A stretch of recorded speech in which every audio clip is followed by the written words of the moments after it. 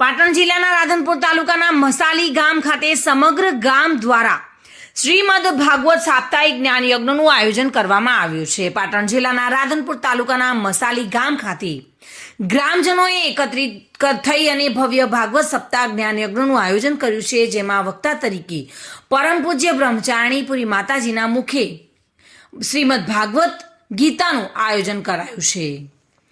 મસાલી ખાતે આવેલા શિવ મંદિરના પટાગણમાં ભાગવત સપ્તાહનું આયોજન કરાયું છે, જેમાં ભજન અને ભોજન સાથે મોટી સંખ્યામાં લોકો અહીંયા ભાગવત સપ્તાહનું રસપાન કરવા માટે આવે છે।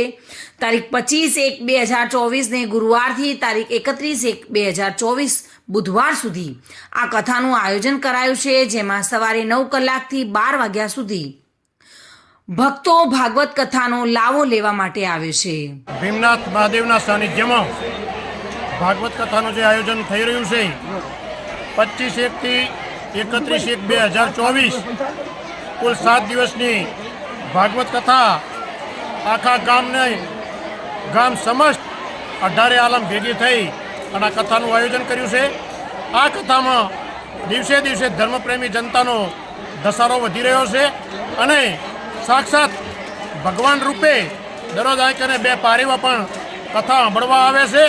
એનો પણ એક મને ચમત્કાર મળ્યો છે અને બહેનના મુખે પુરીબેન માતાજી જે બ્રહ્મચારિણી છે અને જે ગૌ સેવામાં સેવા કરે છે એમના વક્તવ્યમાં વક્તા તરીકે એ પોતે એટલા સુંદર દ્રષ્ટાંતો સાથે અહીંની જનતાને નાનામાં નાની પબ્લિક પણ સમજી શકે, નાનામાં નાનો માણસ પણ સમજી શકે એવી દેશીય ભાષામાં સરસ રસપાન કરાવે છે। આભાર અસ્તુ। મોટી સંખ્યામાં લોકો અહીંયા ઉપસ્થિત રહી ભાગવત કથાનું રસપાન કરી રહ્યા છે। આ પ્રસંગે મોટી સંખ્યામાં રાજકીય અગ્રણીઓ, જેમાં રાધનપુરના ધારાસભ્ય લવિંગજી સોલંકી, કાર્યકરો અને સાધુ સંતોમાં નજુપુરાના સંત સેવા આશ્રમના કથાકાર બટુક મોરારી બાપુ અનેક સંતોની ઉપસ્થિતિમાં ભવ્ય ભાગવત કથા ચાલી રહી છે। રાધનપુરના તાલુકાના મસાલી ગામના લોકો દ્વારા ભવ્ય આયોજન કરાયું છે, જેમાં આયોજક રામજીભાઈ નાનજીભાઈ ચૌધરી અને લગધીરભાઈ રામજીભાઈ ચૌધરી, રામજીભાઈ જેહાભાઈ ઠાકોર તથા કમલેશભાઈ કમાભાઈ ચૌધરી, પ્રકાશભાઈ રત્નાભાઈ ચૌધરી, ભવનભાઈ હેમરાજભાઈ ચૌધરી અને ગામના સરપંચ ચૌધરી ભાવેશભાઈ કાનજીભાઈ આજની આરતીના લાભાર્થી પ્રકાશભાઈ રત્નાભાઈ ચૌધરી 81,000માં આરતીનો લાવો લઈ ભાગ્યશાળી બન્યા હતા। તેમજ અન્ય ગામ લોકોના દ્વારા ભાગવત કથાનું ભવ્ય આયોજન કરાયું છે। સાથે સાથે કથાના નિમિત્તે ગાય માતાને ઘાસ તેમજ પંખીઓને ચણ આપવામાં આવે છે।